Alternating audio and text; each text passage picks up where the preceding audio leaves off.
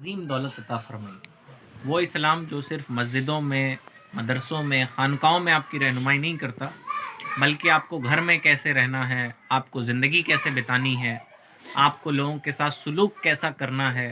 آپ غریب ہیں تو غریبوں کے لیے بھی رہنمائی موجود ہے، بہت پیسہ اللہ نے عطا فرمایا ہے تو ان کے لیے بھی رہنمائی موجود ہے۔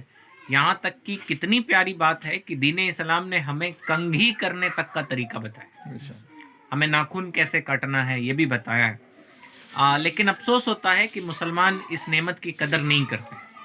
ہمیں چاہیے کہ ہم اس نعمت کی نہایت طور پہ قدر کریں اور یاد رکھیں اللہ ہی ساری دنیا کا مالک ہے، یہ ہمارا ایمان عقیدہ ہے نا۔ بے نمازی سے بے نمازی شخص ہو اس بات پہ یقین رکھتا ہے کہ اللہ ہی ہمارا مالک ہے، تو جب مالک کی نافرمانی کریں گے تو ظاہر سی بات ہے آپ دنیا میں بھی رسوا ہوں گے اور آخرت میں بھی رسوا ہوں گے، ہے نا۔ آپ کسی گھر میں جا کے اس گھر والے کی ہی خلاف کام کریں گے تو ظاہر سی بات ہے کہ اس گھر میں آپ کا گزر بسر تو ہو نہیں پائے گا، ہے نا۔ رہیں گے بھی تو ذلت کے ساتھ رہیں گے۔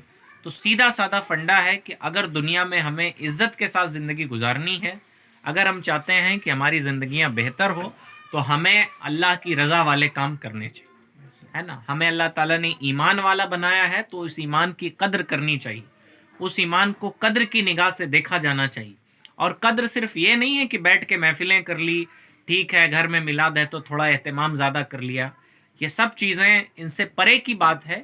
کہ دیکھیں صحابہ اکرام فرماتے ہیں کہ ہمارے لیے قرآن کا پڑھنا مشکل ہے، یاد کرنا مشکل ہے اور اس پہ عمل کرنا آسان ہے، لیکن قیامت کے قریب ایک ایسا زمانہ آئے گا کہ جب قرآن پڑھنا آسان ہو جائے گا، عمل کرنا مشکل ہو جائے گا۔ آج ہم اسی دور میں جی رہے ہیں، جب من ہوا چلیں آپ حافظ آج کتنے نظر آتے ہیں، علماء اکرام کتنے نظر آتے ہیں، لیکن وہ کرداری طور پہ مسلمان ہمیں نظر نہیں آتے، جن کا کردار، جن کا اٹھنا بیٹھنا مسلمانوں والا ہو۔ اور یاد رکھیں ذلت کی زندگی میں مرے گا وہ شخص، اور دنیا بھی اس کی برباد ہوگی اور آخرت بھی برباد ہوگی، جو دین اسلام کی طرف رجوع نہیں کرتا۔ وہ اگرچہ غیر مسلم ہو، آپ جا کے دیکھیں، آپ پوچھیں غیر مسلموں سے کہ ان کے دل میں کتنی بے چینیاں، ان کے پاس دنیا کی ساری دولت ہونے کے باوجود ان کے دل مطمئن نہیں۔